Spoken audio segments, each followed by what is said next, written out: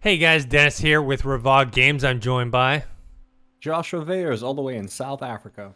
Yeah, and this is our weekly games podcast, the Revog Games podcast. And there's actually a lot of, not like huge news this past week, but a lot of kind of mid to small size news just kind of filling up, as there really isn't going to be any like big AAA titles for a while. But there's a lot of news going on. Plus, there's still, at least for myself, I have a huge backlog of games that I still need to play. But yeah, we'll get into some stuff. The two biggest things I guess that came out are today there was a Gearbox Showcase, and yesterday there was a Meta / Oculus Quest Showcase. I'm still trying to get used to the Meta name for I've always known as Oculus, but anyways, that showcase was yesterday, and they revealed a lot of up and coming games there, and there's a few other things that we can talk about. But let's just start with the Gearbox Showcase. It's not like they talked like a ton of different stuff, but they did mention that there's actually going to be a new Tales from the Borderlands game coming. If people don't recall, that was the Telltale game that was, it's not anything like in terms of gameplay wise as the game. It's not a first person shooter. It's Or choice based and yeah, it's a it is a narrative. great game though. It has a lot of good story. The characters are great. They have a lot of depth. It's one of those games where well, because of what happened to what was the name of the studio you just mentioned them? Telltale. Telltale. Because of what happened to that studio, I guess most people assumed we just never would have gotten more, Well, it just seems So like the fact that you have people like Gearbox continuing on with this. I think I forgot who got the rights. Is it the new Telltale, or is it someone else who's doing? Oh, why am I blanking on the name? Why am I going crazy? Wolf Among Us.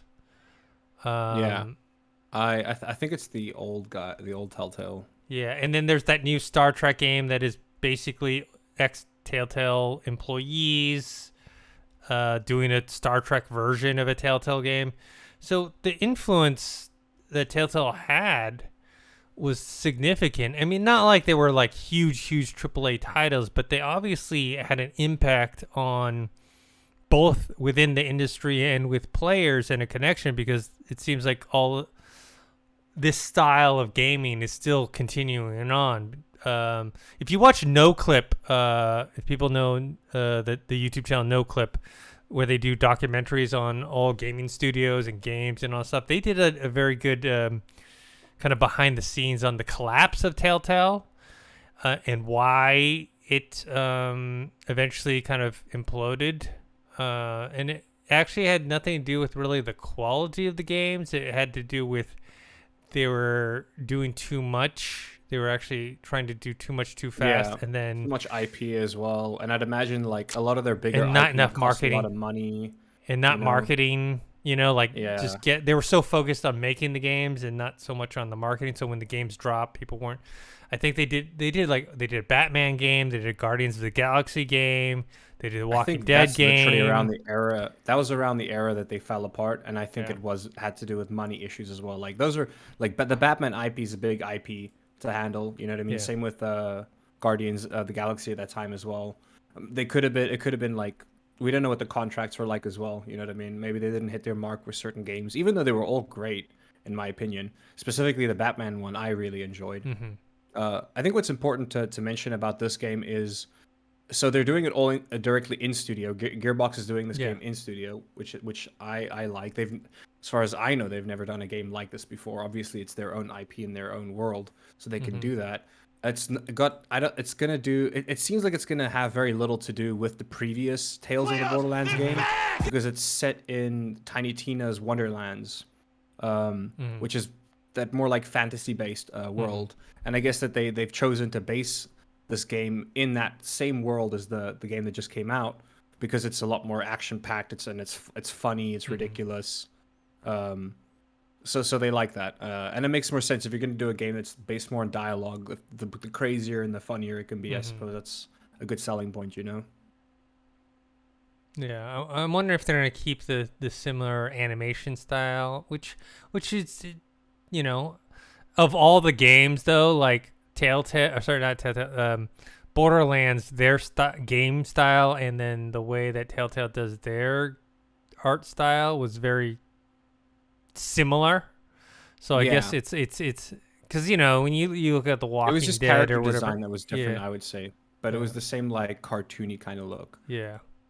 But So yeah, character design is very different. I'd say their characters were a lot more like skinny, and they had a bit less attitude to them, I'd say. mhm. But yeah, it's nice to see that style of gameplay has not gone away, and that they're keep continuing, even if it is, the IP owners kind of taking it on their own shoulders to do it. Mm. I think we're gonna see a lot more games like this in the future, just because of Netflix as well.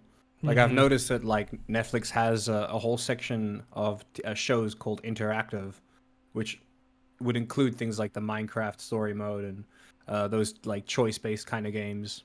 I As think there long as was a they're Stranger Things yeah, one that was at the time Telltale was developing, but never saw the light of day. that would have been cool. I would have loved that, man. That would have been awesome, actually.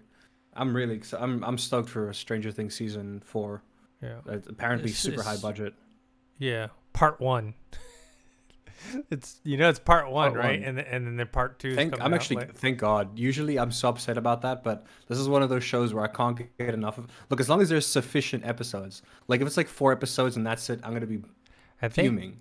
You part know? one is like 5 or 6 episodes or something like that, Ah, and then part two is 5 or 6 episodes. All they're doing is just splitting up yeah, making their lives a the bit easier. season. So and then the season after is gonna be the last season. Season 5, is it? It's Yeah. gonna be the last Still, season. like I know that this is not really gaming related. I'm just so impressed by the Duffer Brothers for creating that show because they had done a season of another TV show. I forgot what it was called. I think it was like wait, not Wayward Pines or like Behind the Pines or something hmm like that.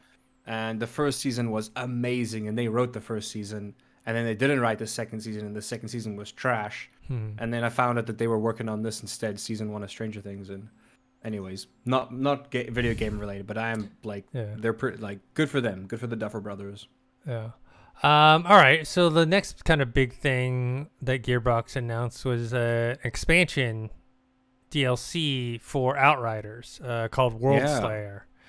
what a And so they kind badass of name, by the way. so they kind of showed it's a new campaign, new weapons, all new, type of armor sets, weapons, mods, Big adding like focus on the end game, which is yeah, good.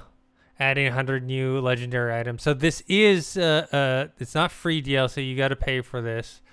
They also mentioned in their presentation how like even if you've never played Outriders or like me, like I played a little bit in the beginning, but I never went very far, that you can still play this. You don't need to have played the original Does look game, cool.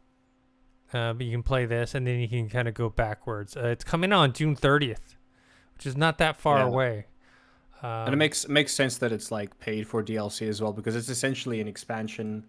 I don't know how much they're adding, but even if it was a small expansion, it would make sense that they're paying for it because the game's on Game Pass, and I Mhm. think the majority of their players is probably on Game Pass, so it would make sense to like charge money for the expansion. You know? Yeah, get people hooked on the original game, which they're playing Yeah, for I might go back free. to the game.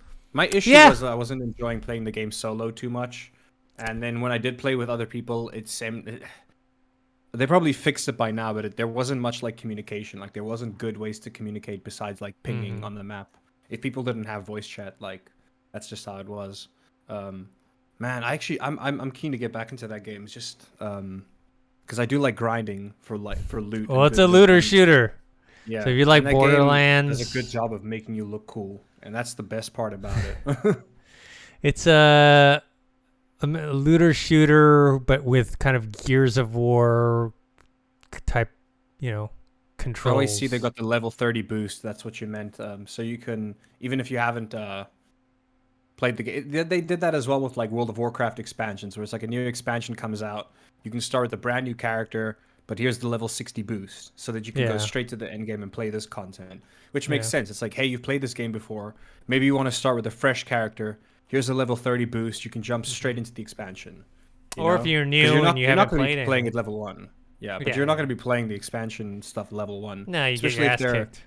Especially if they're enticing a level 30 boost. I'm assuming that it would be recommended that you're level 30, so it's end game stuff.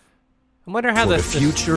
I wonder how the story is. I remember playing the original and having the story be like just okay. I was mildly intrigued by it, but it wasn't like something that was pulling me in and making me, you know.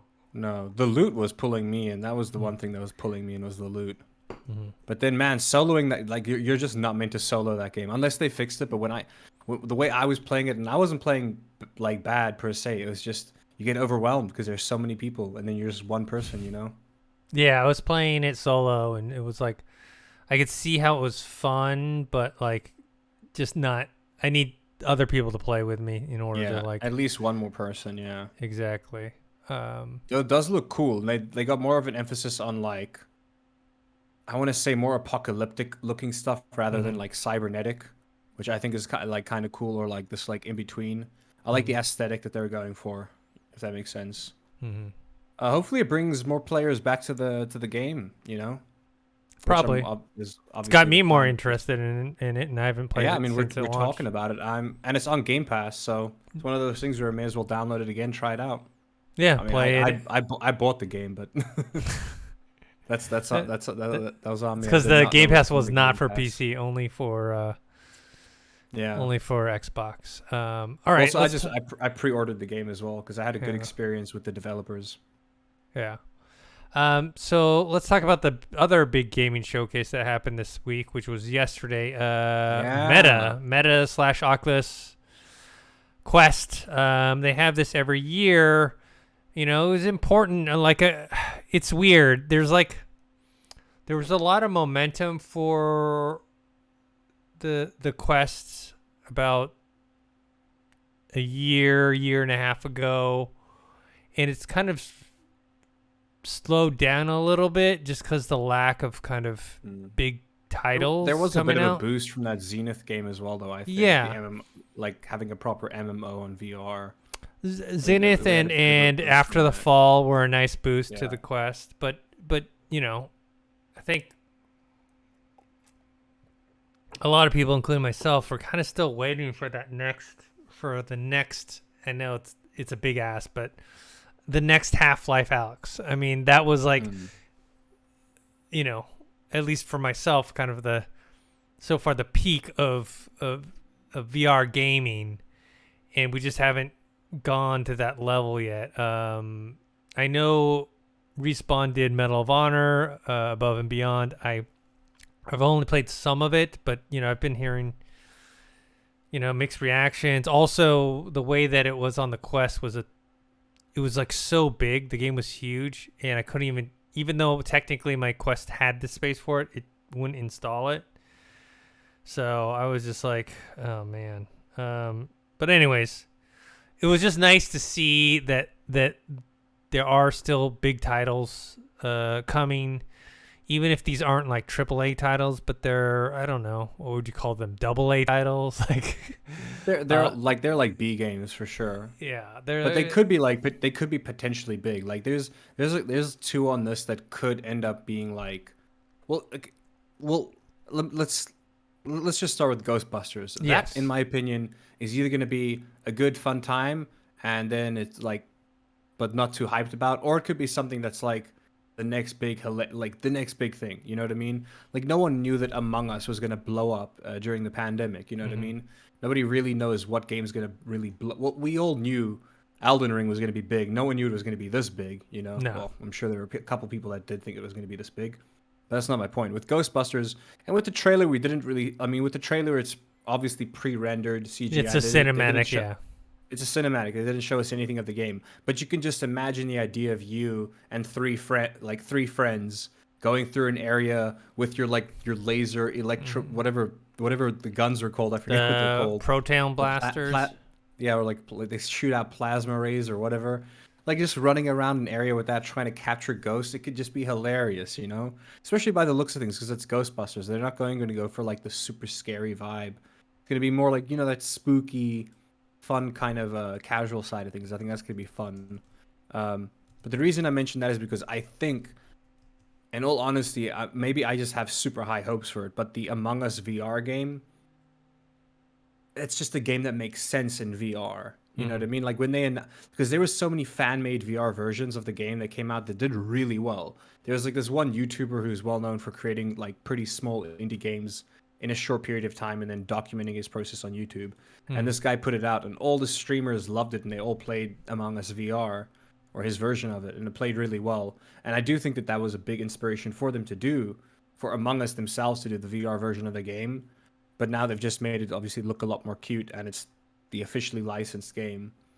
I think it could be I think it could be big for like the VR community, like in terms of as big as like VR chat, and VR chat is huge.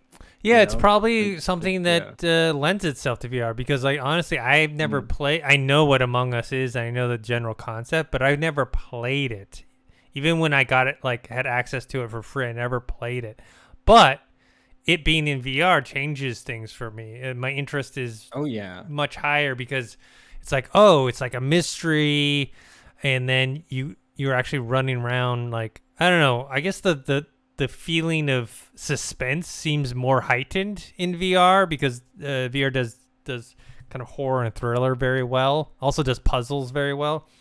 And just being able to run around the ship and not knowing what's around the corner, because like when you're doing it on 2D, it's like, it's, you see everything, but at the same Yeah. time, here's the reason why I think this game is going to be so good, and it's the same reason why the fan-made versions of the game are so good too.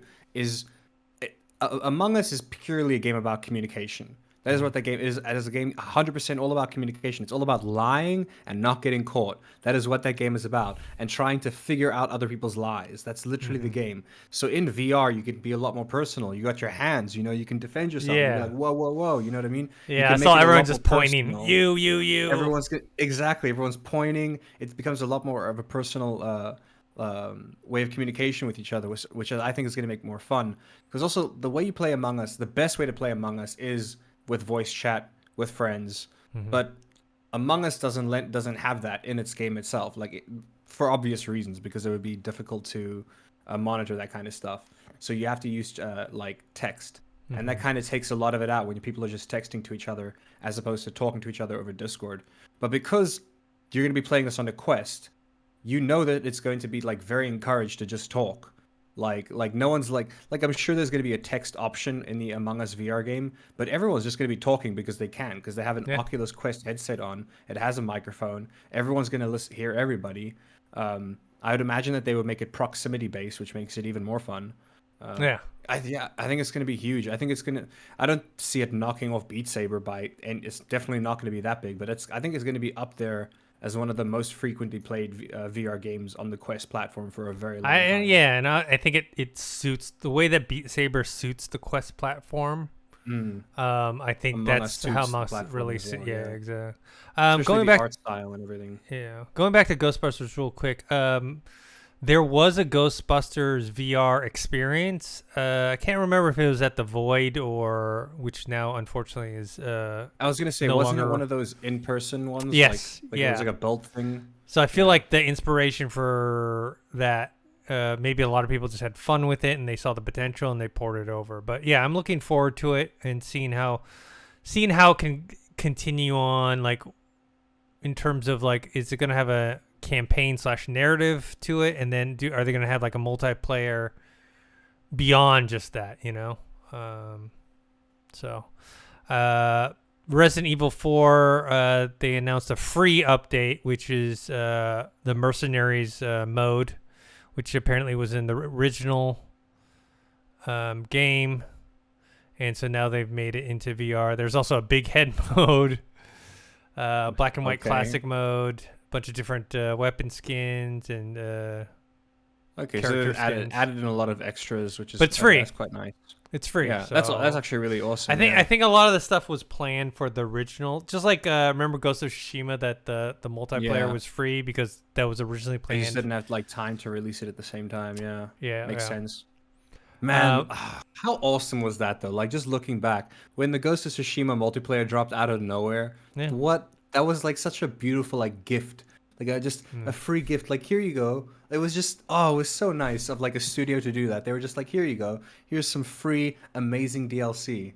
You know, because there were so many times I was playing that game where I was like, God, this game would be so sick if it was multiplayer, or like if I was slaying down like hordes of and then they gave it to us, and they gave us like a cooler, edgier version of it, and you could level up your swords and stuff and get different gear. That was good, man. That was really good. That was smart of them. The Walking Dead Saints and Sinners Chapter 2. I suppose in terms of big VR games, this is the closest thing to like a next big VR game. Yeah. If you think about it. Yeah, the first one I played, I didn't finish it, but it was definitely of a high quality.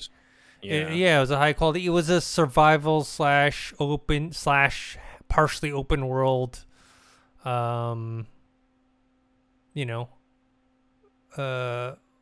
zombie killing game, so. Yeah, the graphics obviously don't look amazing, but it does look very fun and very involved. Yeah. Because it is still on the Quest at the end of the day. Yes. Yeah.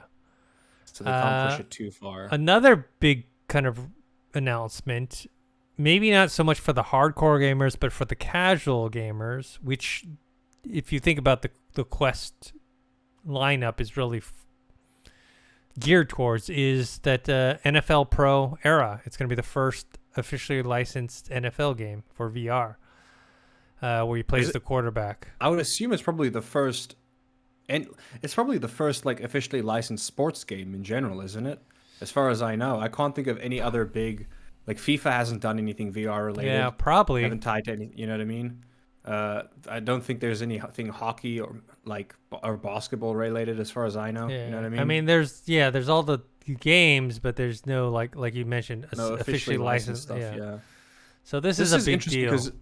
This is interesting because as far as I know, there is no, like, there's a lot of soccer VR games, but there's no like NFL football. There's no American football games as far as I know. Besides a couple that might be. There's a few. Throwing the football. There's a few, yeah. There's a 2MD, and there's another one. I forgot what it's called, like MVP or something like that. And yeah, they're all very similar. Where you play as a quarterback, because you kind of just don't have in VR. You can't really play as much as. Where you be tackling people in VR. You're just tackling air. It's not gonna feel good, you know. Yeah. If you want to play basketball, pick up basketball. Exactly. Pick up basketball VR. It's so satisfying to dunk in that game. I'm glad you finally got to play it. Yeah, so am I, man. Yeah, it took me a second to get used to it, but I like the double hand dribbling. The dribbling feels really good, actually. It feels really satisfying. The sound as well. The response time to it.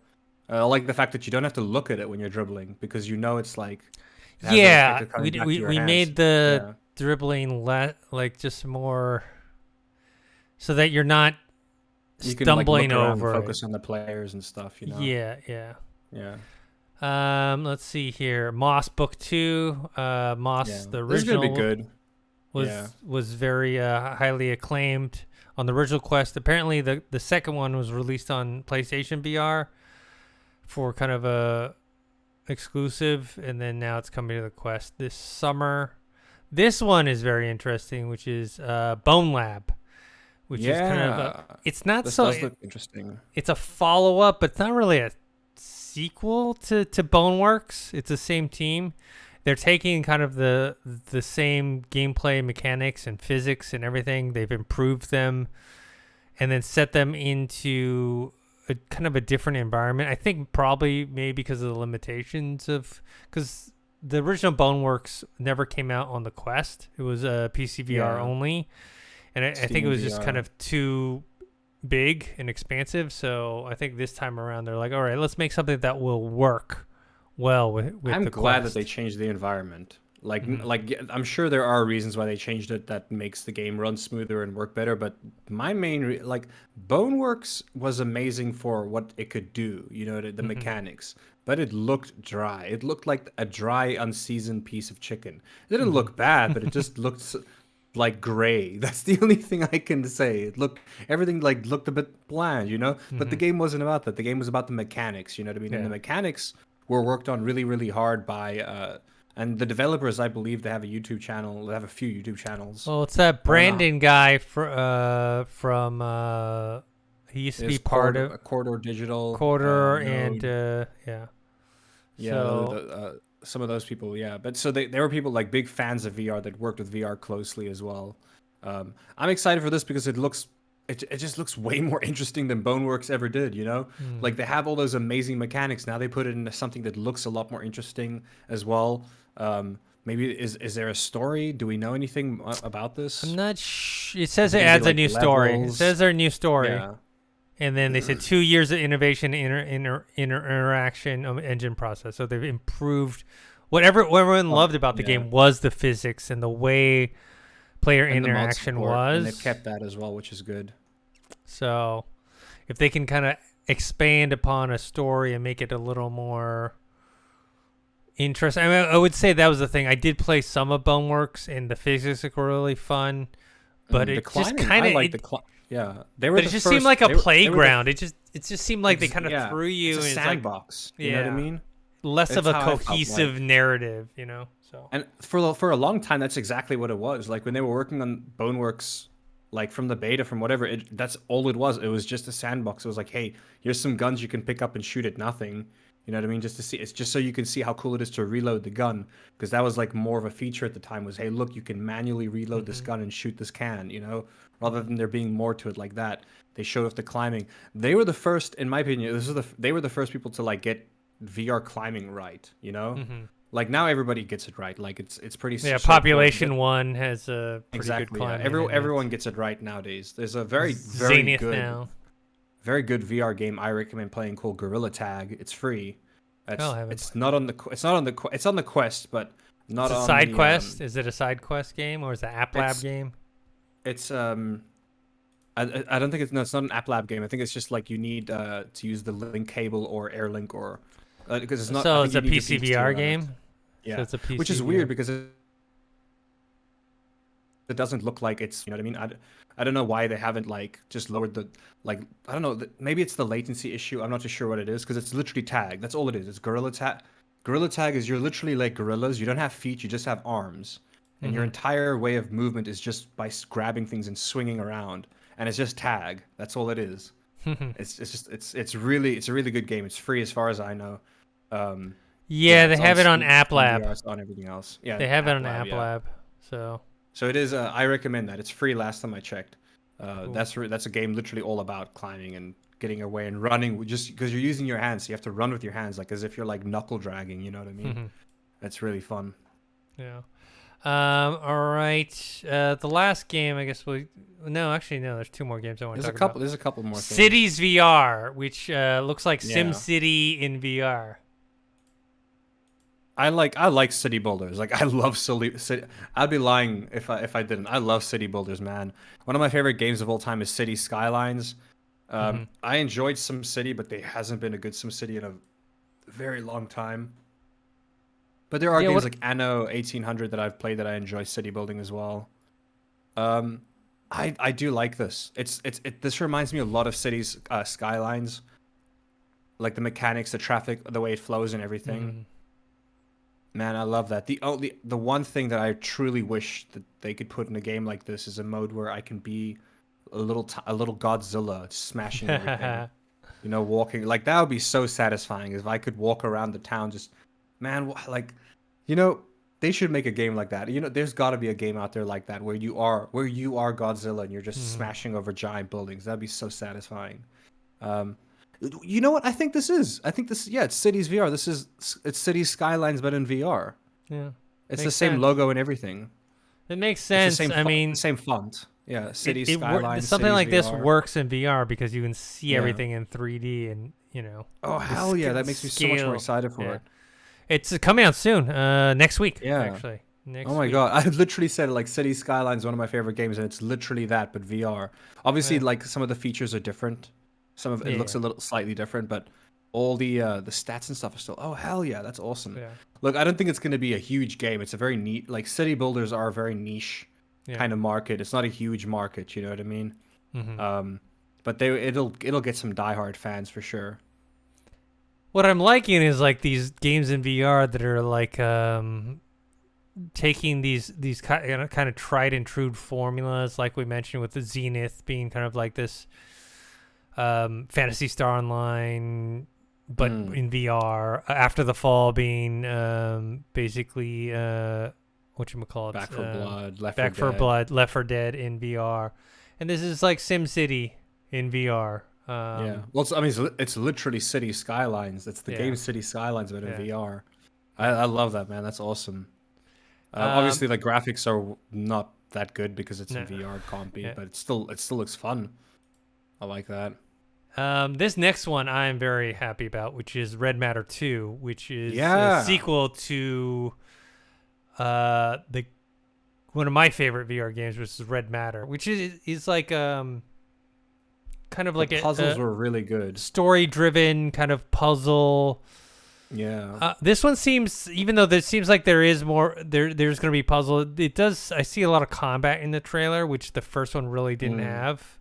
So they've kind of added a little more emphasis on that.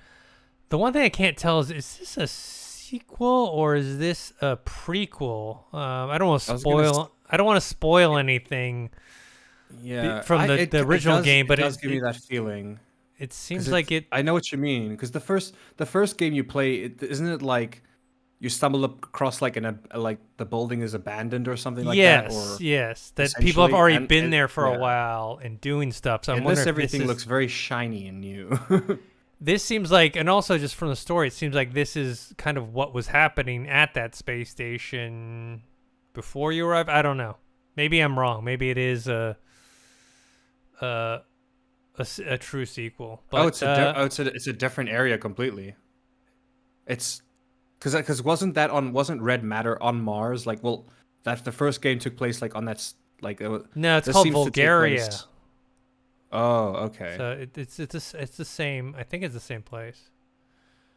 I could be wrong, but a base on our own space station orbiting above Saturn's rings and beyond. Or maybe it's just the same.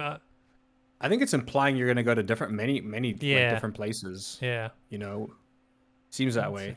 It does look very good. I like the fact that they've added combat. Here's the thing. The first game stood out for me because, one, it looked good. At the time... Yes. It was the best looking Quest game. Yeah.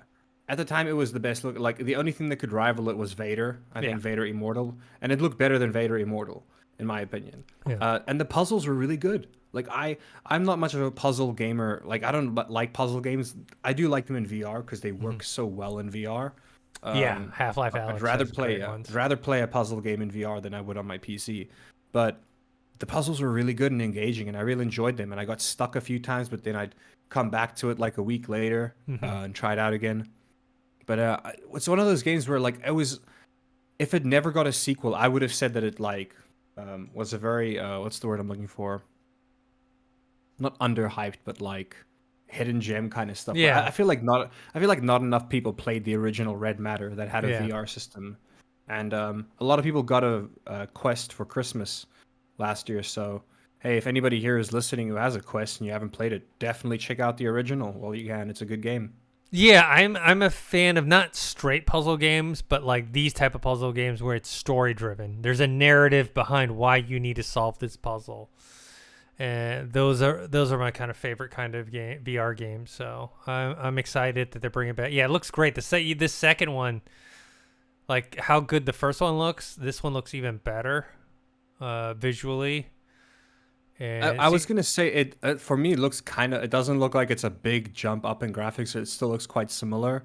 But what I think that they have accomplished is they've made bigger areas, or like there's a lot more getting rendered, if that makes sense. Like in the first Red Matter, you're indoors, and in this one you're indoors a lot too. But there are some moments where you see those nice big sprawling landscapes, and that's what makes VR exciting. I think is when you see like when you see space for the first time, or the vastness of the ocean or something. You know what I mean? When you see something like that in VR, it hits pretty hard. I like that. Yeah. Scale. That's the word I'm looking for. Scale is so awesome in VR. That's one of the best things about VR. Distance, scale, immersion. really quickly, because we need to move on to other stuff, but Aspire 2 was announced. Aspire 1 was kind of a very Tom Clancy-esque kind of game. Yeah, it's like a futuristic, like old school Tom stealth, Clancy, but like set in the future. There's this game called Runes Splinter Magus. Cell. That's what. Yeah. Splinter Cell. Tom Clancy is Splinter Cell, but it reminds me of old school Splinter Cell games. Runes Magus. This one is like magic in VR, but it's also narrative driven. It's very I love it. I'm not gonna lie, the art style, it looks adorable. It's right up your alley. Man.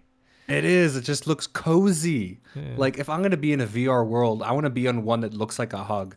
And there's a lot of stuff going on where I don't know what the hell's happening. Yeah. But like, it's like a Japanese anime version of Harry Potter. Because it says you wield magic and you start as a novice wizard, and then you turn into a powerful spell-wielding magus. So, man, I will say that the combat does look like it's a bit much, like my eyes will die or something, which is unfortunate. But like the world and everything about it seems like something I'd love. Yeah. So that's it with the Meta/Oculus Quest game showcase. I'm glad a lot of the stuff is coming out soon. I'm glad we're getting a little injection. It's been pretty quiet on the Quest front in terms of games. And also, just seeing these kind of bigger games with bigger IPs on them or sequels. I mean, a sequel is always indicative that the first one was a success, even if it's a mild or moderate success. So it's good to see there. All right, moving on. Sonic Origins got a release date, which is June 23rd, which is the day before my birthday, which is interesting because Sonic's birthday is June 23rd. So Sonic birthday is one day before mine. But anyway, Sonic Origins is a collection of all the 2D Sonic games, like the first Sonic, 2, 3, Knuckles, Sonic CD. There's kind of some confusion of is the different tiered versions that are going on, because like the game's going to be on PlayStation 5, 4, Xbox One, Xbox Series X, S, Nintendo Switch, PC, all that good stuff, $39.99. But then you can pre-order and get some bonuses. You can get a digital deluxe edition for $44.99 that includes difficult missions, letter box, characters in main menu, island like it's very confusing, to be honest. There's been kind of some controversy over like all these different versions coming out. Yeah. In my mind, there should only be 2 versions of a game, right? There should be just like a standard base game and then a deluxe version. Edition. That's it. Yeah. Like, don't and then maybe a collector's everyone. edition, which is still the same game, but with like a bunch of figures or other. Yeah, but that like doesn't affect the books game, though. When you start affecting Exactly, changing the different modes and digital stuff, it's just, anyways. I mean, they're all the good Sonic games as well. Yes, I will say that is the good thing for it. I mean, everyone knows that, at least in my opinion, I think it's widely known that the second Sonic is the best Sonic. Yes, it is. It is. Have you watched the movie? Have you watched the second movie? I watched the second movie. It was good. I don't think it's actually out here yet, which is interesting. But no, I haven't seen it yet. I really want to. I really, really want to. I still love the fact that they spent the extra $5 million to redesign Sonic because the internet it paid it paid. Well, that's a bad lesson, but the end result was a good thing because I'm pretty sure that they're grateful they listened. Like I don't think that they at any point in time are going, man, we really wasted that extra $5 million fixing the movie. I'm pretty sure they're sitting there going, thank God we spent that extra $5 million. Dude, without that $5 million, they wouldn't have made the sequel. Wouldn't be a second movie. That's for sure. The first one wouldn't have done well. Everyone's like riding this big wave of positivity on Sonic now because people were surprised by the first one. The second one delivered on the kind of same fun adventure and humor that the first one did, and it has a bunch of Easter eggs in it. Yeah, so Sonic is kind of having his moment again. Sonic was huge in the 90s, but he kind of fell off. The last Sonic game I played was probably Sonic Adventure 1 or 2 on the Dreamcast. And they were good games. It's the last just that Sonic I played was Sonic Mania, which is a masterpiece in my opinion. It's basically fan made though. Like as far as I know, it was fan made. I think Sega ended up picking it up because they saw how good it was. And yeah, Sonic Mania, because it was one of the first. It was the first Sonic that decided to go back to like its roots, you know. But it was fan made, new levels and stuff like that. Sonic Mania was sick. I remember playing like Sonic, the Shadow game on PS2, and I was playing that going out, and I was like so excited for this like edgy Sonic game, and I was like, what the hell is this? I was like, this isn't Sonic. This has got nothing to do with Sonic. It was so weird, man. They definitely kind of spiraled. Mario for a while did it as well, where like Mario and Sonic around like the late 2000s were kind of drifting into this very weird realm. Like I don't know how else to explain Sonic it. Like, more just so though, more so. yeah, it's definitely. I mean, that's the reason Sonic I think fell off because they got into like super like realistic stuff where it's like, hey, here's Sonic, and it's like you got to go save this like realistic looking princess in a realistic looking city, and it's like where's all like this, like I'm a freaking talking hedgehog, you know what I mean? Why am I out here in the real world, you know? Yeah. Doesn't make sense unless you're in the movie, of course, but Which anyway. I have to admit I was wrong about, because when I first heard about the Sonic game, I don't know if we talked about this on the podcast back when we were at Collider. But I remember being like very much against the idea of making Sonic a live action game, live action movie, but just because I was so scarred by watching, like, not even watching, because a lot of these things I didn't even watch, just saw parts of, like the Smurfs, the Chipmunks, Alvin Simon. I was gonna say, remember the Super Mario live action? Yeah, the Mario Brothers live action. Oh my god. So I was so scarred by kind of these video game cartoon characters mixing with live action. So I was like, why don't they just make it an animated movie? But I was wrong. It worked, and it was actually good. So yeah, Sonic's kind of having his comeback, and so hopefully they can ride that in terms of the games, and maybe putting resources, because as time went on, as the games became less popular and Sonic became less in the forefront of people's minds, they were selling less, and so therefore putting less resources into them, and the quality kind of suffered. So maybe this resurgence of Sonic in the mainstream media can bring back his kind of video game dominance, but bringing it back to the game though, for Sonic Origins, I do see a lot of people aren't happy because a lot of the DLC's locked off. I see. So because I was looking at the tier system now, and it's like, it's a mess. Even like the pre-order stuff, it's like it doesn't seem.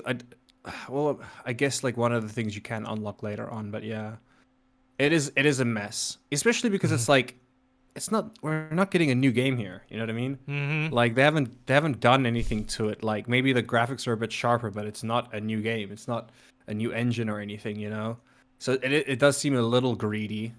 So I can understand that as well. Yeah. All right, let's move on. My game of the moment and my game of the year. I just can't see anything topping that. Elden Ring. Neither do I. Nothing's going to beat it, man. Patch 1.04 has been released. They've kind of they've added some buffs to the colossal weapons, where you can they're. Because the thing is, the colossal weapons I never use in boss fights. I only use them in when I fight enemies, because they have great stagger. But they're so slow. Like the recharge time to use them and just swinging them is just so slow. Like when you fight a boss, it's so hard to gain any type of advantage, because they're on top. Even if you hit them, they just get you right away. But apparently this new patch kind of lessens that recharge recovery time and increases two-handed damage and increases the attack speed. So that's good for me. I'll see if I can, if it is any use though when fighting bosses, because right now I still use my Blood Fang, which is the curved greatsword. They also boosted some magic user stuff. I'm not quite as familiar because I don't use magic, My character is a strength and dex.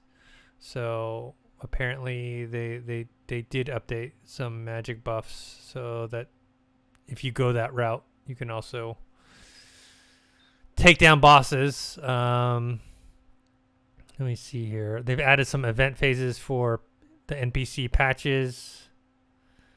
Yeah. Certain things got nerfed.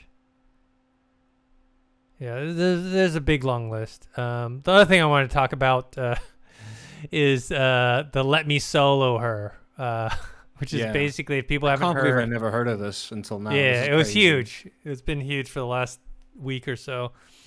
Basically, there's someone that's I forgot what their name is. Let me make sure I give them the credit. They call him Let Me Solo Her, but that's basically, yeah. I guess he wants to be known as that. Let Me Solo Her. LMSH. Yeah, basically, putting summon signs in front of Melania, which I'm at her right now. There's only There's only two parts I have left: the end boss and Melania. And the end boss I almost beat, and I only played him once. So I'm pretty sure I can beat him, but I want to beat Melania first. I'm stuck in Melania as well right now, actually. Dude, she is I've had a lot more. Yeah, I've had a lot more time this week to play the game for reasons that I don't want to talk about over the stream. But I've had a lot more time to play the game recently. I'm at her, and oh my! The thing is, I've watched videos, so I knew it was going to be difficult. Man, when that second phase kicks in, your heart just sinks. Your heart just sinks. Well, I remember when I played the first phase, and I was like, "Oh, this is hard," but it's not that hard. Yeah. And then when that second phase happened, I'm like, "Nah, dude, nah." And it's oh my god! And the thing is with the second phase, like at least for me, like when I'm hitting the second phase, it's like my summons are dead. You know what I mean? My flasks are used up. I got nothing. See, that's not my problem. My summons are actually about half strength when I get to the second phase, and still have a bunch of my flasks. That's not my problem. My problem is I get one shot killed with her bomb attack. Yeah, no, you have to you have to get out of there. The good thing is that I'm rolling and dodging and everything. There's that. You just have to get distance, get as far back as possible, because there's that delay of it hits, and the immediate you can roll and avoid, even if you're right there. Yeah. You can roll to avoid that immediate hit, but then you gotta use Bloodhound Step or something to back the fuck out of there as quickly as possible before it expands and blows up in your face. Yeah. For me, I can avoid that thing easy. It's just when she does that jump attack. And then it's like that the swirly flurry of slashes. Yeah, the swirly. It's called they call it the water dance foul or something. Yeah, waterfowl whatever dance. that thing, man. That thing. I can avoid it in the first phase. The first phase I can avoid it, but the second phase not so much. If you have a good shield and your timing's right, because you can 100% physical damage shield, it can help out a bit. I got 100 shield and I just run, man. I just run. I feel you. Yeah. The closest I've gotten close to beating her a couple times, but it was still. Man, and the thing is, there's so much other bosses that I haven't fought yet as well. Oh, I beat them all. I looked into it the other day. There's so many side bosses that I knew, so many dragon side bosses as well that I haven't done before. I didn't even know about. You know what I mean? It's insane. There's this I watched I don't know if it's a required boss or not, but I watched one of my favorite streamers play the game recently, and he fought a two-headed dragon. But the two-headed dragon, the only way to activate this thing is I think it's when you're at that end game area where it's you're in the right mid of the screen. Yeah, you access it after. I haven't even gotten there yet, but it's its whole own area, and it's kind of there's tornadoes everywhere and everything's falling apart and crumbling apart. And there's a certain point where you drop down a bunch of ledges, and you're walking, and there's no specific spot. The only way you would know about this is if you looked it up, in my opinion. Oh yeah, because that's the only way I know about this. There's 50 places like that. There's 50 and you places just walk around, and if you walk around on this platform, eventually, there's a certain spot that'll give you the option to lie down. And then you lie down, and you're literally just kind of looking up at the sky, and it's time reverses or something, and that whole area gets rebuilt into an arena, and then you fight this giant two-headed dragon. And it's I was how are people supposed to find that? How are people supposed to know? Oh yeah, just lie down over here. Well, I mean, there's a prompt, but like, there's nothing like meant like showing you that you should go there. I guess, unless you see like markers of people telling you to go there. But there's so much about this game, man. It's insane, and I think there's a lot of people. Like, I mean, I know people who are on like New Game 3 or 4 now. You know what I mean? New Game Plus 3 or 4. I'm still here trying to finish the game.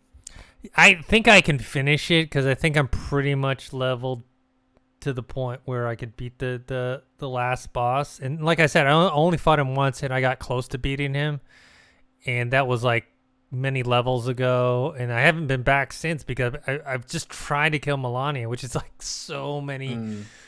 I mean, when you get her sword though, it's so worth it for her sword though, and like that's like I can't use it if I get it because I'm a magician. And the thing is I don't want to, you know. I guess for other people it's fun. They call in Let Me Solo Her, and it's great that he's helping people out. But that's just not how I want to beat the boss. I want to beat the boss by myself. I don't mind using. You don't want to cheese it. Yeah, you don't. I don't mind using Spirit Ashes because that's part of the game.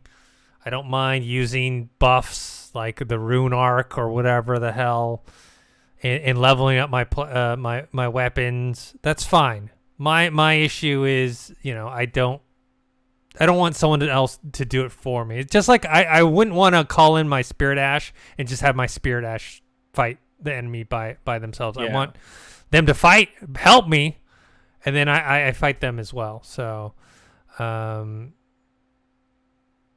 Anyways, the Let Me Solo Her is helping out. He's basically just, apparently I'm reading, it wasn't so easy for him either. He said it took him 242 times. And he said because it was so hard, he decided to like master it and just help other people beat her. He was like, I will defeat her. No, I love that. That's his backstory. He's like, I hate Melania so much. I'm gonna kill her 100 times for everybody. And he's wearing no armor and he wears a jar in his head. Giga Chad, man, I love it. But he says that his character level is 179. He has dual katanas. Rivers of Blood +9 and a cold Ichikatana at +25 with a Hoarfrost Stomp. His talismans are Green Turtle, Viridian Amber Medallion, Kindred of Rot's Exaltation, and Claw Talisman. Interesting. Those are different than what I am using. The whole thing is like, people asked him why he's doing the whole naked with the pot on his head. He's like, it's a running tradition of Soulsborne that the naked players are the most powerful beings in the game. It's true. It's true. It's 100% true. He says, why wear armor if you don't plan on getting hit at all? Well, it's so true, man. Every time I've summoned someone and they've been butt naked, I knew they were gonna kick ass. Like I just knew it. Like there was no point in time in me going, oh great, I'm stuck with someone who's in their underwear and they got nothing. No, they've dominated. Yeah. Every time I've seen someone, like I think the last time I saw someone naked, it was a wretch, but I was in like a very high level area and I summoned him to help me fight a boss, and he basically soloed the boss, just using a bat, using a club. You know what I mean? It was insane. Yeah. So he says he's beat her about 300 to 400 times now. He's helped 300 to 400 people beat her. He says he has lost though. He has lost. I believe it, yeah. But still, I love how he created a name for himself, and it's cool because like it's smart too because you're gonna get recognition if you're at the same spot every time, and anybody in that game can summon you. You know. Like people who read the article or know about him will be like, hey, if I fight him, maybe I'll see a summon symbol. Maybe I can summon him and help me. And he's become, you know, an Elden Ring legend now because now in one of the mods from content creator Garden of Eyes, there's a mod that you can summon a Spirit Ash called Puppet of the Legend, and it's basically him. It's basically that's awesome. Let Me Solo Her. You could summon him. That's so sick. Yeah, a dual katana wielding half naked hero, a warrior whose skill was a match to the rock goddess herself. So that's kind of cool. Yeah, that's very cool. All right. Anything else? Oh, this is really so. I think it was last week we talked about. Hey, what if we didn't say it was going to be, but we said, what if Yeah. Elden Ring, the sequel? I know a lot of people are saying there won't be a sequel. I guess what I mean, the spiritual sequel, whatever the next From Software game is going to be, that is going to be open world and not. Look, Elden Ring is its own thing, but it's still considered a Dark Souls sequel, essentially. You know what I mean? It's within the same spirit and the same vein. Yeah, so whatever the next yeah. spiritual sequel is, we kind of tossed out the idea, what if Sony buys From Software, because there's a lot of rumors going around of that possibly happening, and then making an exclusive PlayStation. We did get a lot of comments. There's people commenting, like, apparently it's you know how, like, when people tweet articles or retweet articles and they don't actually read the actual article, they only read the headline. That's kind of what happened with our video, because they just read the headline and they're like, well, it's not going to be talking about. Yeah. There was a couple that way where, like, what are you talking about, bro? They're gonna it made so much money. Yes, so would Elder Scrolls 6. That would make so much more money if it was multi-platform, but it's gonna be exclusive to Xbox. And that's not the point. The point was, we were talking about if Sony, by these rumors, did buy From Software, and we did say there's possibility that they were going to do the Bungie route, where yes, they buy them, but it's going to be still multi-platform because they don't want to lose out on the money, and it's more of a defensive move, which the Bungie move actually was. They could do something like that, or if they actually buy them and make it exclusive, so in the future, whatever, one, they can get all the sales from the physical / digital copies, and then eventually it'll be on their PlayStation Plus system. As a possibility. The one thing this kind of consolidation of all these different studios and IP, it just seems inevitable, and I don't mind so much if PlayStation gets Elden Ring, as long as there's still a same day PC release. That's the thing about the Xbox ones, that it's like, yes, they bought the Fallout franchise and Starfield and Elder Scrolls, but it's still available on PC. So if you're a PC gamer, let's say you have a PC and a PlayStation, you can still play those games. You don't need an Xbox. But if PlayStation, for example, buys From Software, and Elden Ring, whatever Elden Ring spiritual successor is exclusive to PlayStation, is at least make a same day PC version. What do you think? What do I think? Yeah. Repeat that. About if it does become exclusive to the PlayStation platform. If it becomes a Sony exclusive, I would want it. I do think, because of the way that From Software works and their stuff being able to be on PC day one as well, they would do that. It's just Sony takes a cut of all of it. You know what I mean? Whether they allowed on Xbox or not is the real question. If they had to acquire From Software, it's more a question of whether they would allow it on Xbox or not, because it's obviously going to be on PlayStation. They're going to still have it on PC because they know that that's big numbers that they can pull in, and they're still making all the money because they own the studio. You know what I mean? But are they going to do the same day? Because it seems like they're not doing. They have to. They have. Well, with this, they have to. Like, look. I hope so. They haven't bought them, but if they buy From Software, they kind of have. It's also, look, there's nothing. Because Elden Ring was day one on console and PC, it's possible. So, like, if they chose not to do that moving forward, that would be dumb. Because people will just call them out on it and be like, hey, why is this next game only getting released on PC 6 months later when it's probably already ready? You know what I mean? Realistically, I'm sure it's going to be PC day one as well if they had to acquire the studio. I just don't think it would be on Xbox, which would be like... once again, for people who are strictly console, I do think that'll bring them over to PlayStation. Yeah, or if they want just get a play PC. Elden Ring. Get a PC. Yeah. So, anyways, playing Elden Ring is playing it on PlayStation anyways. Besides me and you, everybody else I know is Oh, playing it really? on PlayStation. Yeah. My good friend Chuck is playing it on Xbox Series X. He got an Xbox Series X, and I think his graphics are probably a lot better than ours, from what I hear. The PC version is not. Also, there's no stutter. graphic. The PC version has that stutter that they can't seem to get rid of, man. I'd like to blame. I'd like to blame the stutter on why I'm not beating Melania, but that's not true. I'm just getting my. I just ass hate how kicked, it's random, man. It has nothing to do with like entities. It has nothing to do with rendering, because you can be like somewhere where there's nothing to like render, and it could still stutter. Or you could be in like the most populated, beautiful, giant area that needs to render, and it could be smooth. It makes no sense. And I've tried playing the game on low graphics or high, like every single thing. I get the exact same performance.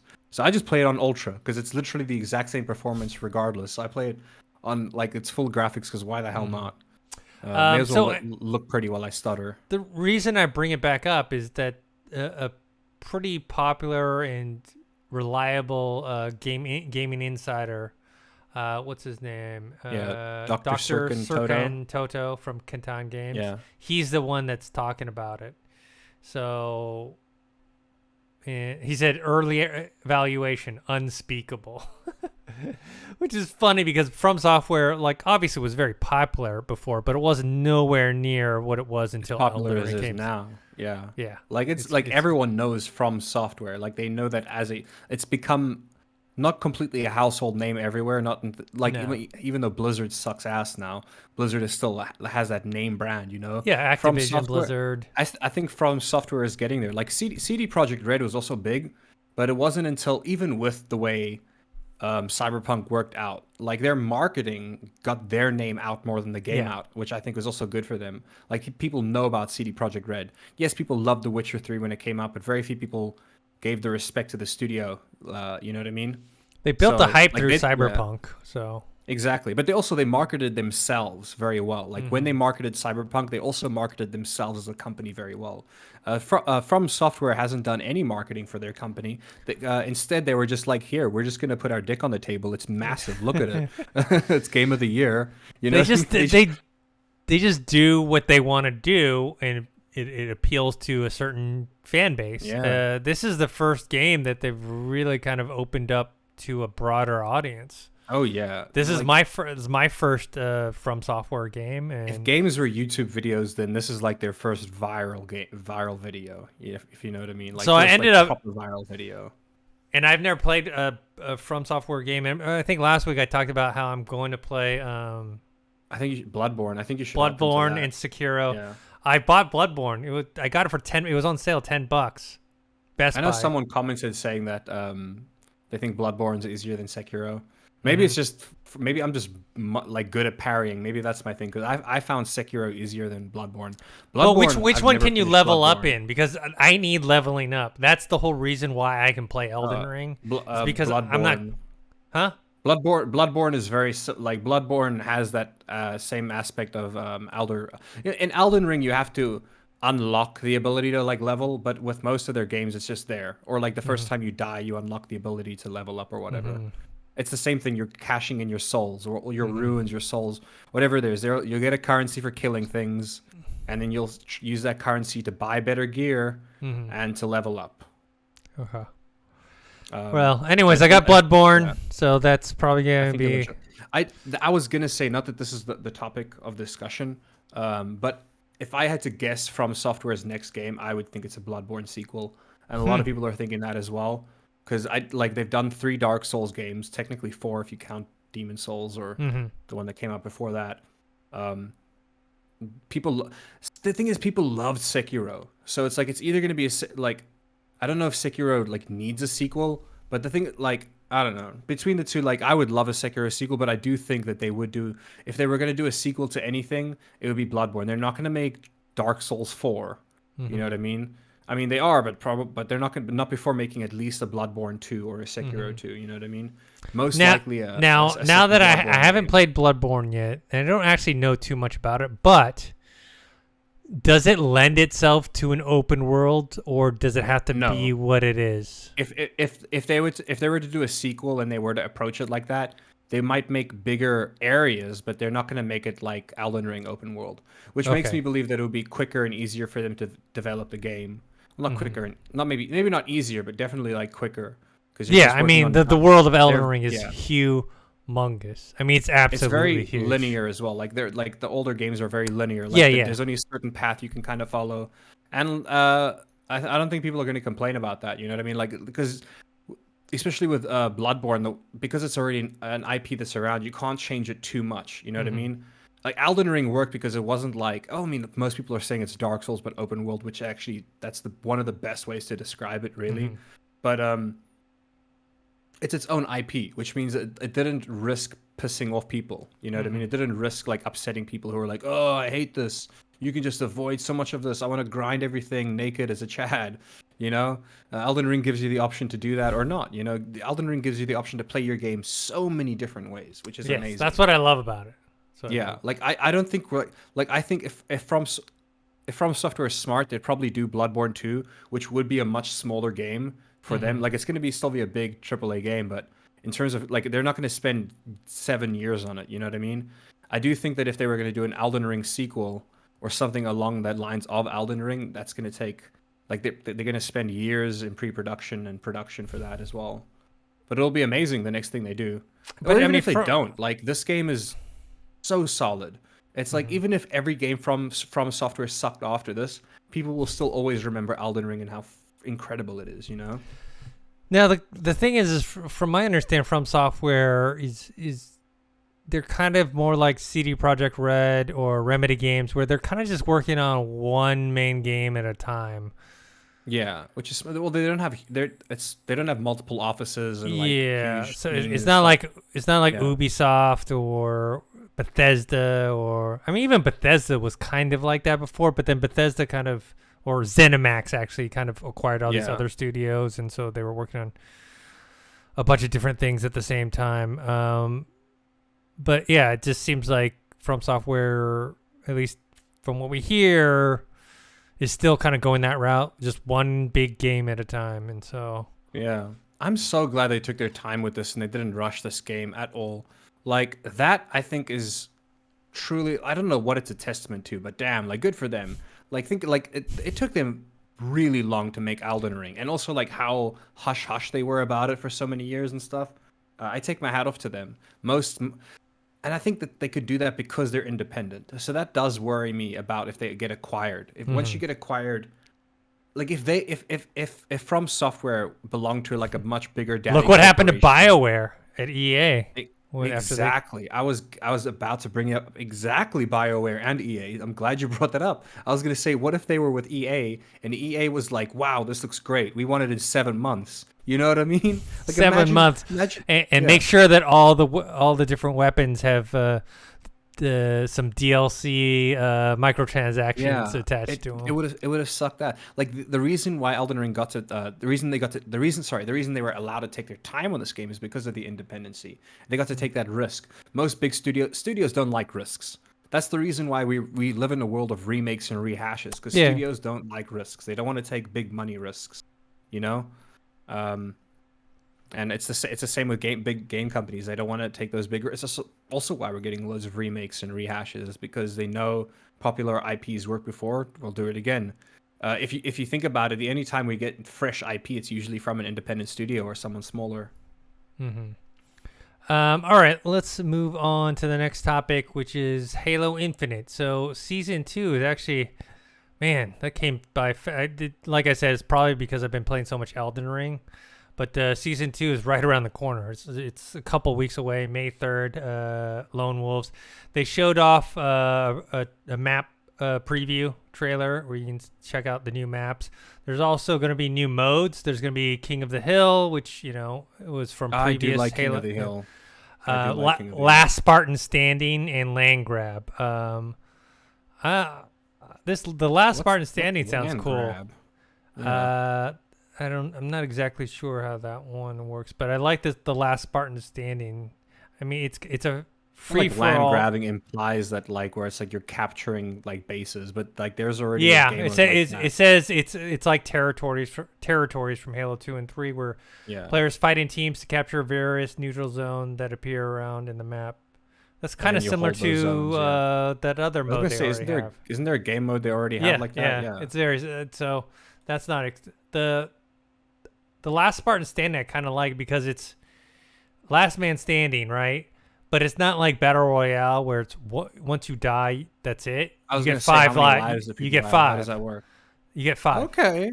I can live with that Fun. because that's legit, right? Like if you get killed Yeah. once, it's like sometimes that was a bad, bad, wrong place, wrong time, right?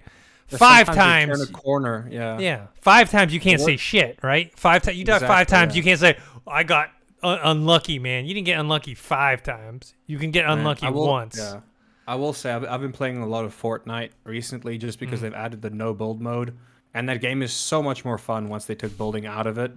Like that was the selling point of the game. I got why they had it for so long, but now that they've taken it out, that game is so much, and they've added more like parkour elements where you can like run and slide and jump and like mount things and climb things a bit easier.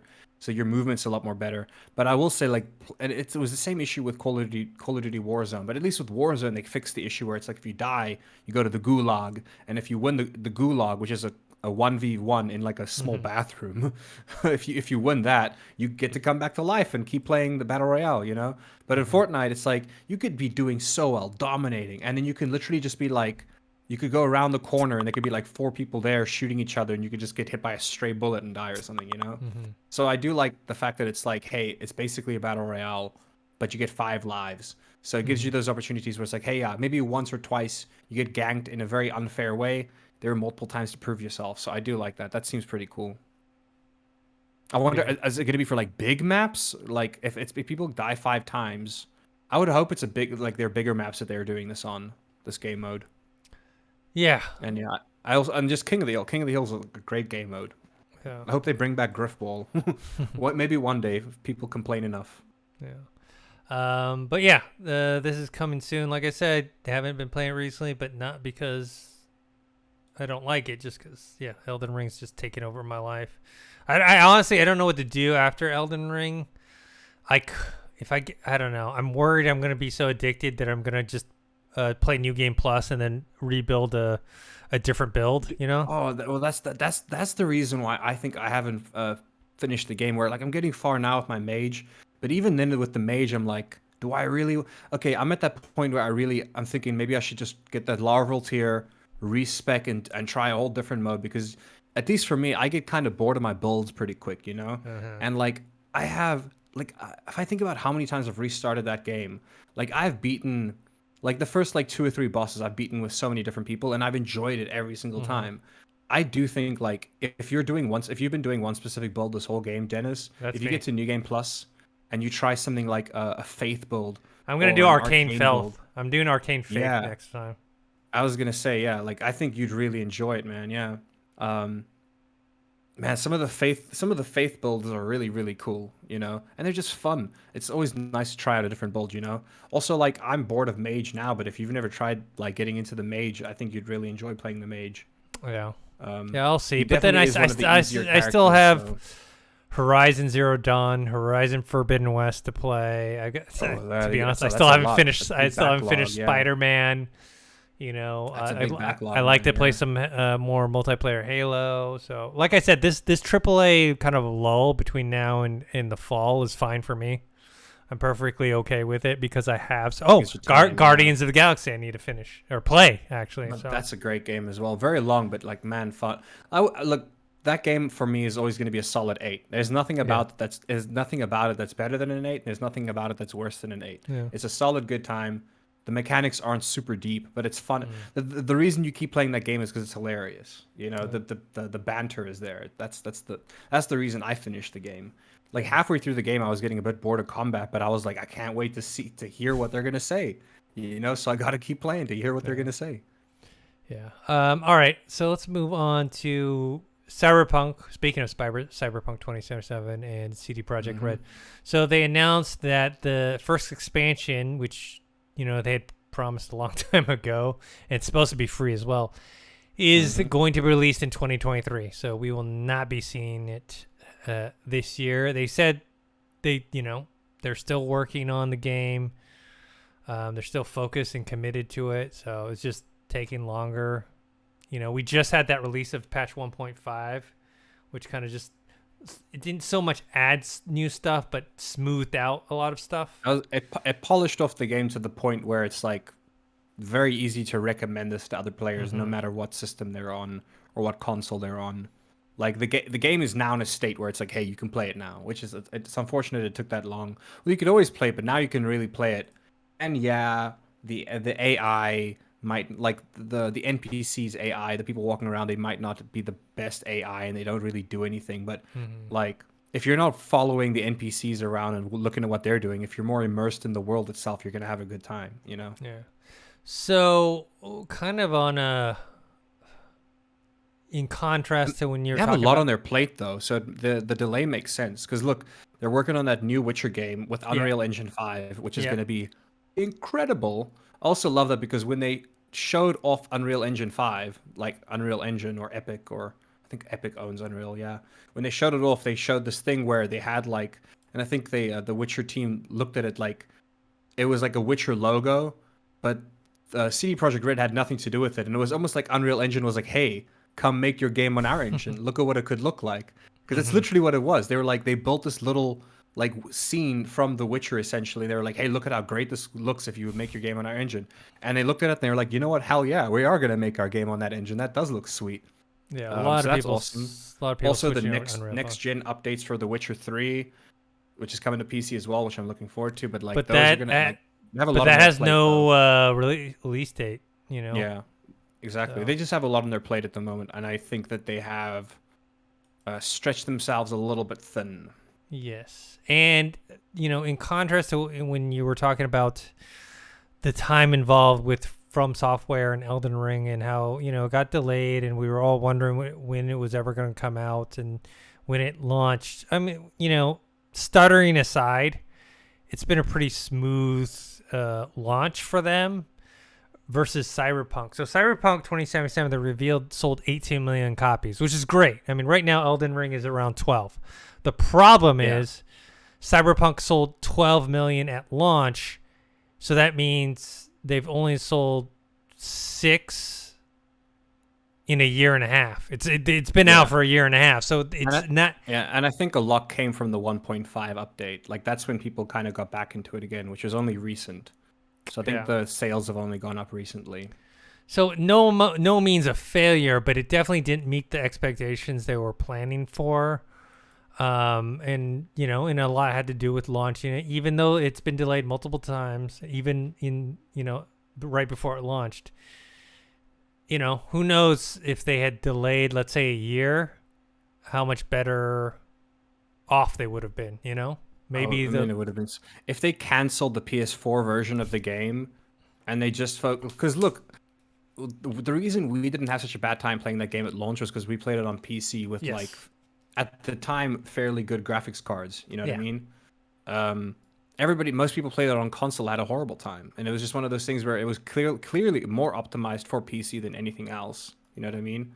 And had they delayed it by a year and not done the PS4 version, I think it would have done amazing, Yeah, so just an interesting thing. I mean, I know you can't just keep burning money, but at the same time, you've got to release a game when it's ready, not before.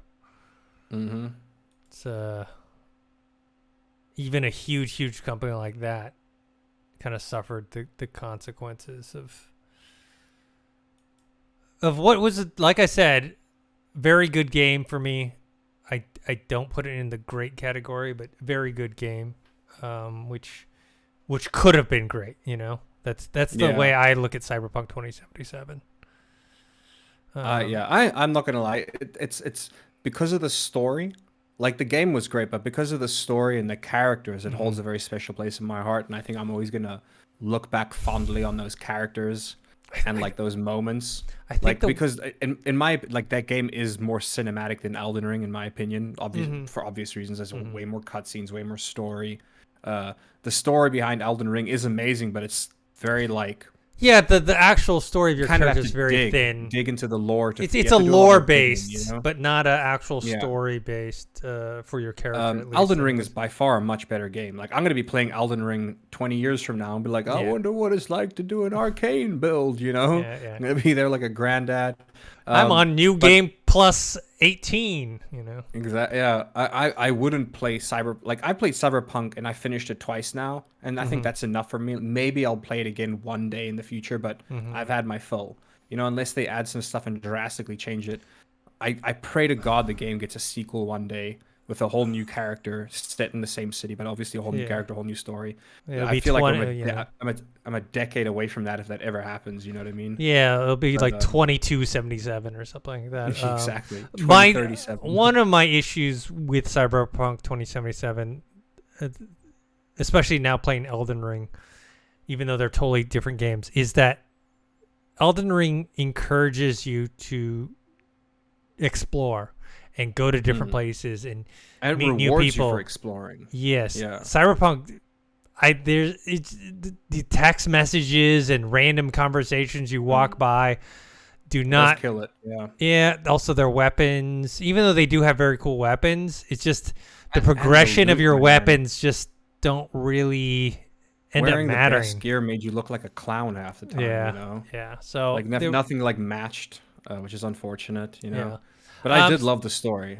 That was good. Yeah. And flipping on what we talked about delaying for the good of the game, this one I didn't give you, but I'll just briefly talk about. Lego Star Wars has the best Lego game launch in history.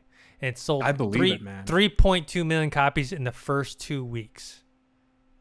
I think the reason why this did so well, as well, is because they worked very closely. A lot of video game companies do this. But they worked with a lot of streamers and YouTubers where they were like, hey, here's the game. You can stream the game like a day early or a few days early, or you know what I mean? Or just stream it in general. We'll pay you to stream it on the day it comes out.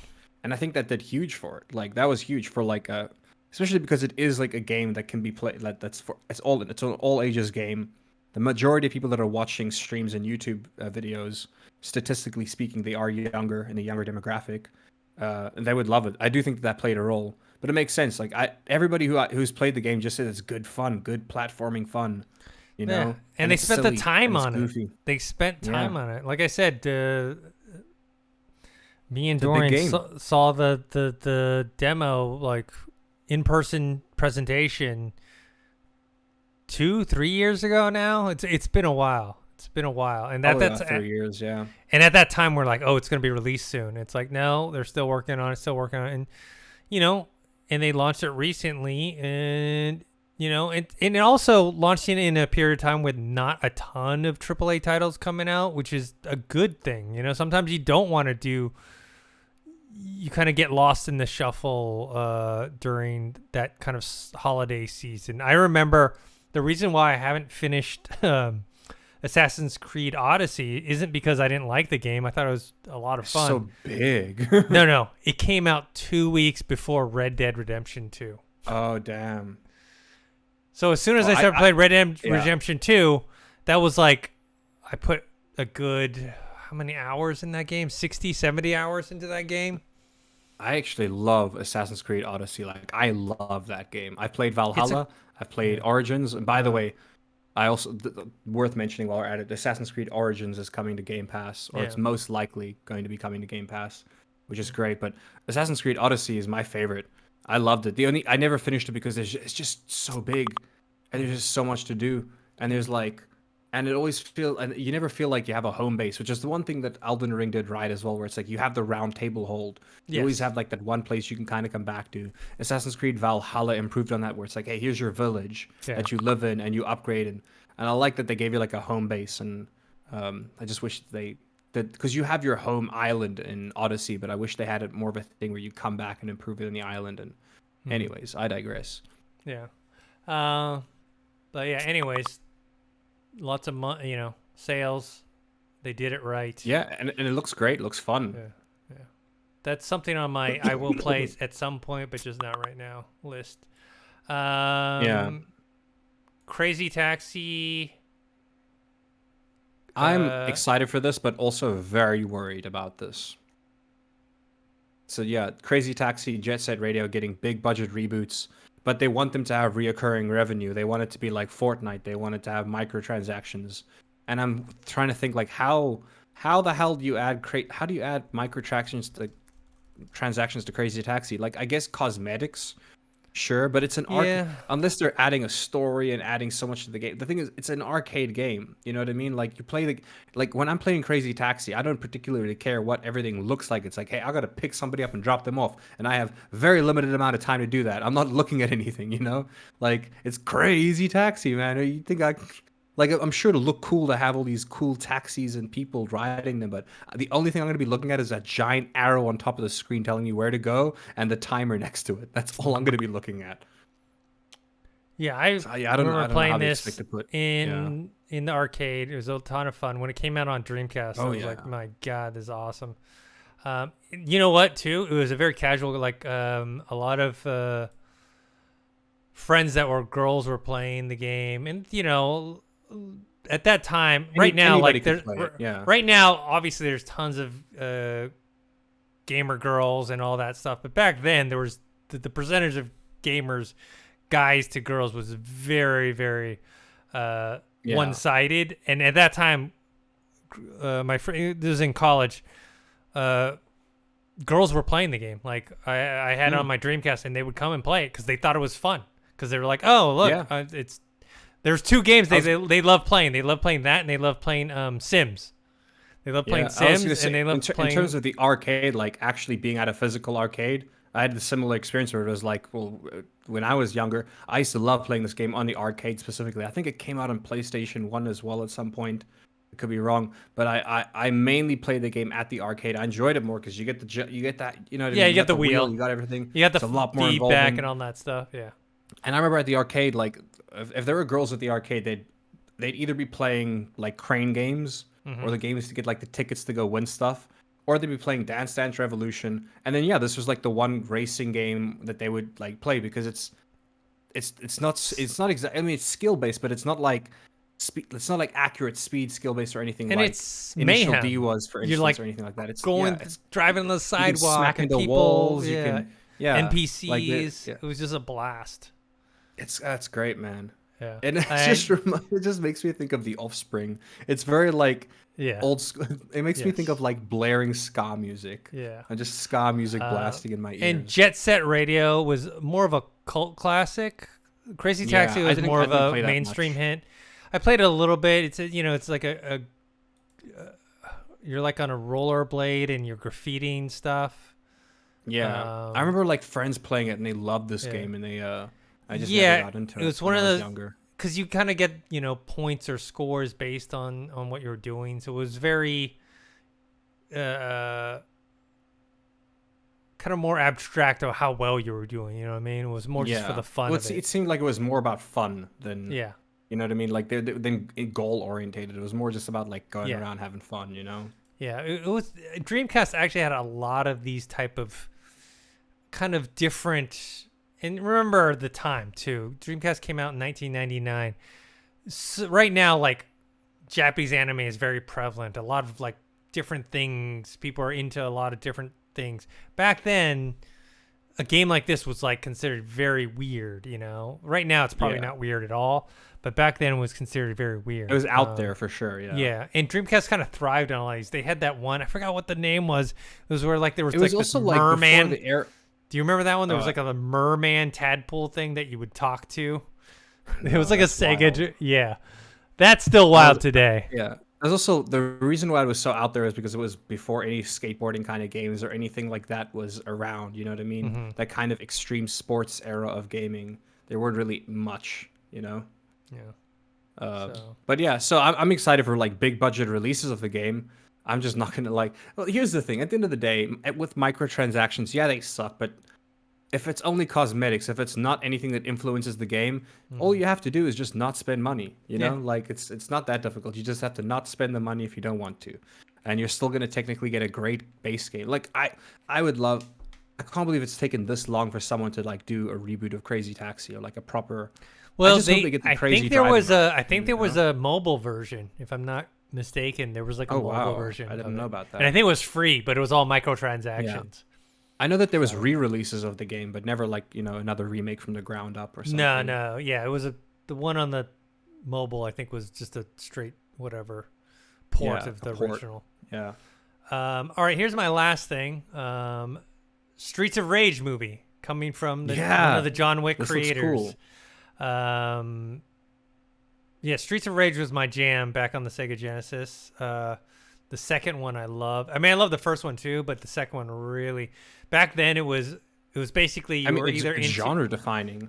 yeah, it was Streets of Rage and Final Fight, and even though Final Fight was like the more popular, because Streets of Rage wasn't an arcade game, but Final Fight was. Streets of Rage was the more critically acclaimed one on consoles. And I mean, when you think of these styles of games, they're always referred to as Streets of Rage, or like, if that makes sense, like there was the Teenage Mutant Ninja Turtles one, there was the Simpsons one.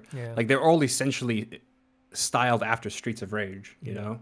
Yeah, the side scroller beat 'em up. The site that exactly. Like the Streets of Rage was the iconic version of that.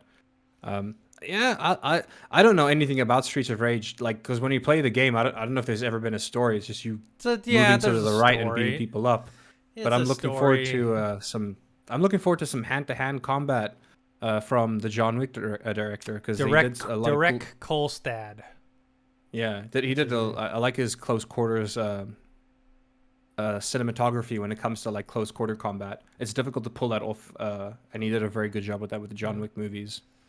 So hopefully it does well. Yeah, he co-directed that with what's his name? Chad Stahelski. I think that's his name. Yeah. Oh, actually no.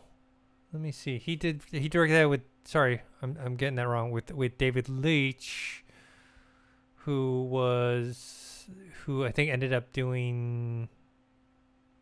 What did he end up doing? He ended up doing Deadpool. Is that what he did? Yeah. But John Wick, I guess he's the, creator. What is? Oh. I got a couple news articles here. Cool, though, go for it. that we can bump through. Jason Momoa reportedly in talks to star in the Minecraft movie, which, in my opinion, is a movie that might never get made. I don't think it ever will. It reminds me of Tron. Sorry, not Tron. Akira, the film adaptation. They've literally, since I think the year 1999 or 2001, around that era, they've been trying to make the Akira movie. Yes. And like, you can literally like trail on like IMDb, if you have IMDb Pro or whatever. I'm pretty sure you can like trail back all the names that were attached to it eventually. I think the last person to buy it was, I think Leo bought the script, not to like be in it or to start, but just to like produce it or to like make some of the money from it or whatever. He bought the...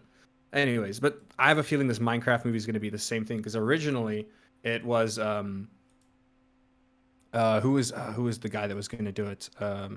Not Rob McElhenney was the last person from It's Always Sunny in Philadelphia. He was the last person, big name attached to this, to like direct it. But before that, it was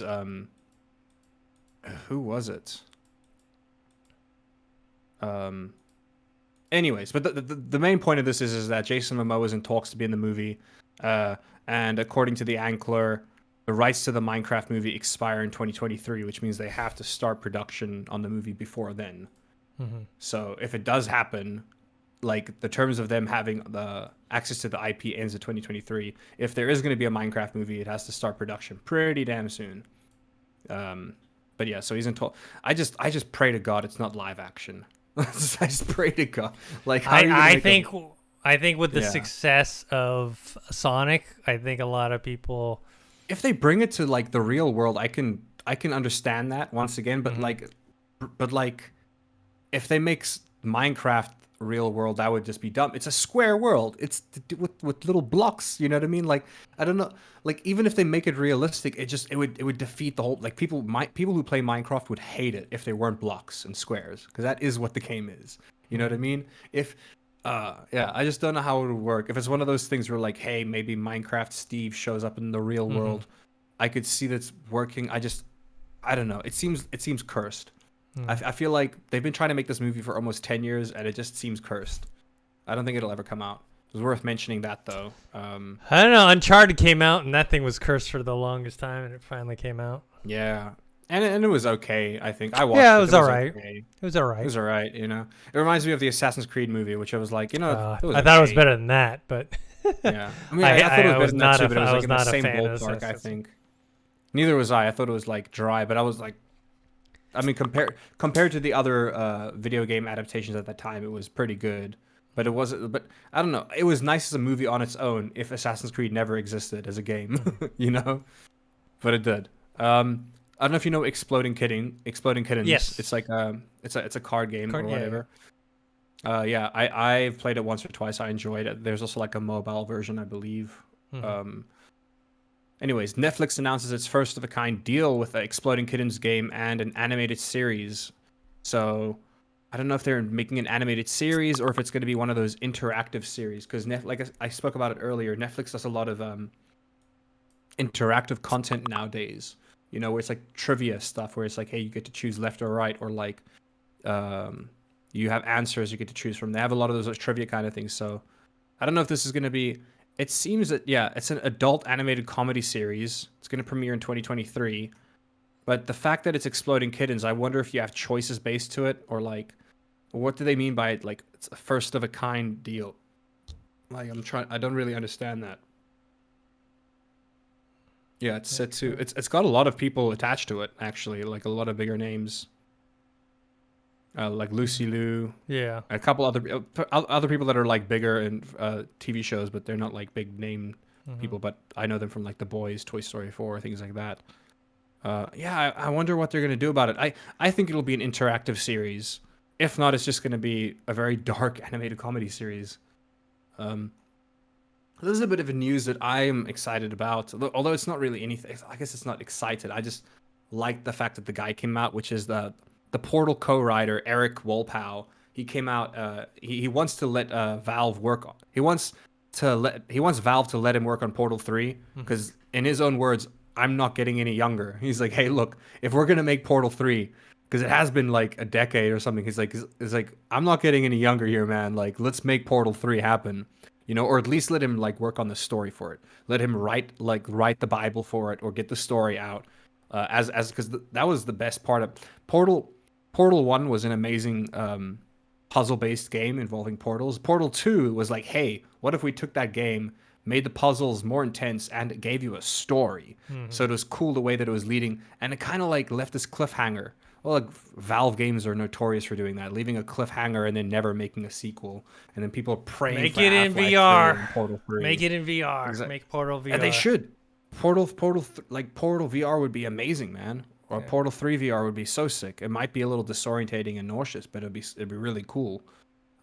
Anyways, so he just came out straight up and said, he's like, yeah, we've got to start Portal 3. That's my message to whoever. He's just putting it out there. He's like, we have to start on this. And I agree. It's been a long time. And they have to. Or at the very least, man, write like a comic book series or something that like wraps it up. You know, same with Half-Life 3. If we're like, I know we got Half-Life Alyx, but if we're never going to get Half-Life 3 or like a continuation or end to that story per se, then give us a comic book or something, you know? Give us closure. All right. Apple, anything else? Yeah, I got a couple of things. I'm going to blow through them real quick, though. Apple was making fun of Meta. I didn't know this, but Meta takes 50% commission. That's insane. No. So not for... On VR purchases, though. Yeah, purchases, not for the actual games. They take 30%. So like in-game transactions. Yes, Ooh, yes. That's still heavy, though. That's it is. Heavy, no, man. I'm not saying it's not. What I'm saying is it's not the game. Your games are still... 47.5%. Yeah. That's crazy. Anyways, I just thought that's worth mentioning because I had no idea.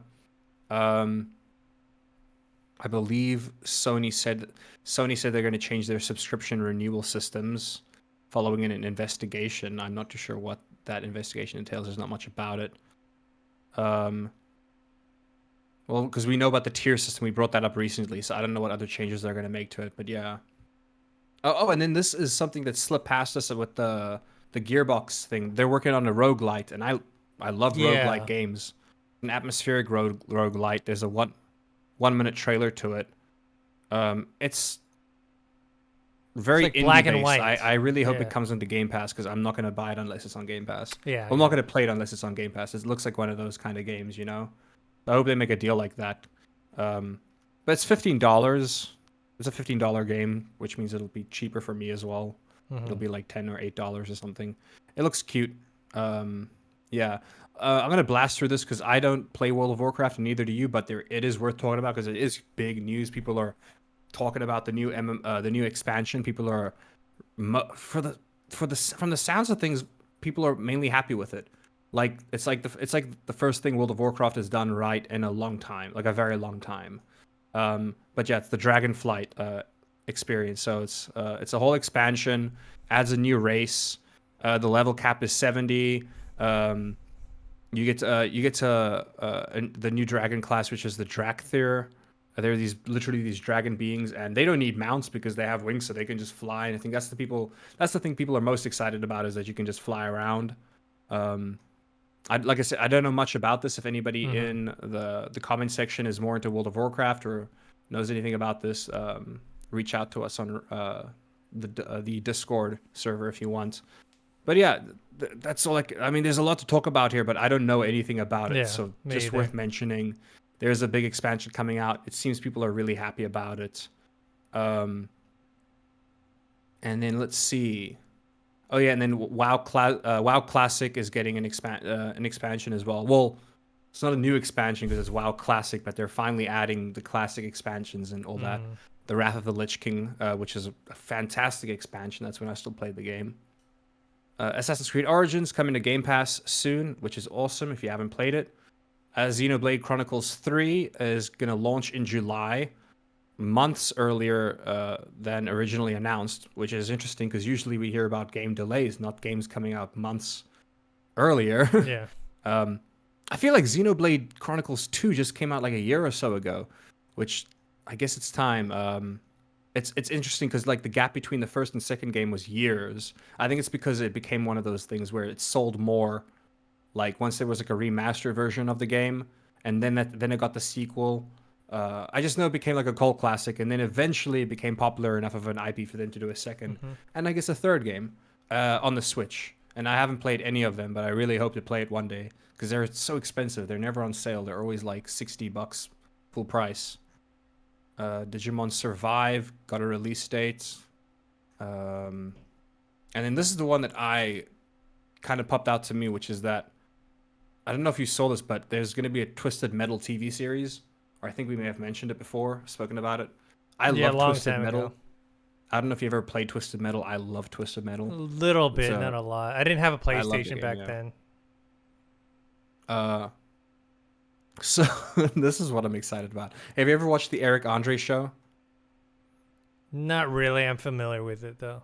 Yeah, it's okay. Well, okay. So I'm sure if you've seen clips and you've seen how weird that is, that it's not. So Eric Andre isn't attached to the project, but the director of the Eric Andre show is doing the Twisted Metal TV series, which I find hilarious because if you've watched the Eric Andre show, it's really crazy, very nonsensical, and honestly, it just makes sense for the Twisted Metal TV series to be filmed by him. So that's pretty cool. That is the last bit of news I have, though. Cool. All right, guys. That's it for this episode. You can follow us on, you should subscribe to this YouTube channel if you aren't subscribed already. That's youtube.com/Revog. You can follow me on Twitter @ThinkHero or Instagram Dennis.tzng. Where can people find you, Josh? You guys can find me on... I almost said it wrong. You guys can find me on Twitch @It'sThespis, all lowercase, just one word. There should be a link in the description below. And you guys can find me on the Revog Discord channel if you guys ever want to talk about games. All right, cool. Until next time, see you guys later. Later.